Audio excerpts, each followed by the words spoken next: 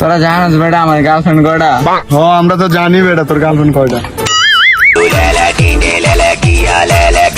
Hello baby, আমি আরে জরুরি একটা মিটিং আছে তো। আচ্ছা রাখো। আচ্ছা দেখো গার্লফ্রেন্ড। হ্যাঁ জান, কই মিটিং? আমি আইতাছি। আচ্ছা রাখো।